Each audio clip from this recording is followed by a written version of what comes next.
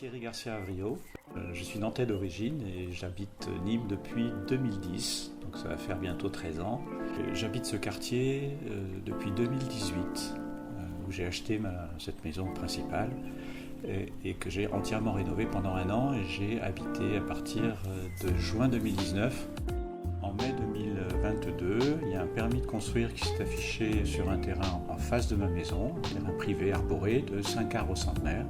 Et 3 jours plus tard, ils ont été abattus à la tronçonneuse pendant 3 jours.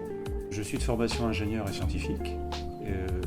Le cœur de mon activité au travers de la société Inaugure Technologies que j'ai créée en 2008, c'est justement de travailler sur des projets qui vont répondre à des besoins des générations futures.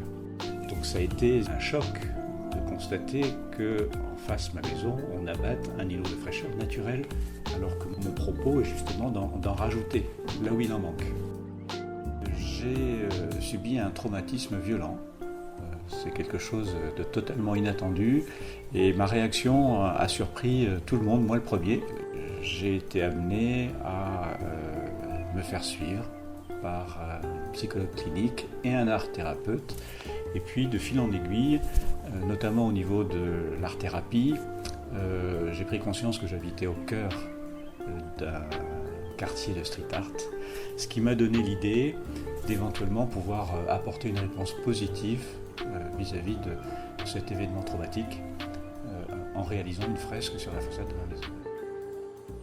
Alors, le choix était de bien évidemment réaliser une fresque sur le thème de la nature et plutôt hyper réaliste. Donc comme réponse positive sur la nécessité de prendre conscience qu'il faut remettre la nature en ville. Voilà. Je crois qu'il y a un message très important autour d'une forêt et d'une cascade qui était donc de l'eau, qui sont les 2 éléments que je voulais vraiment faire figurer sur cette façade. Mais aussi parce qu'il y a une prise de conscience qui tarde à venir dans cette ville.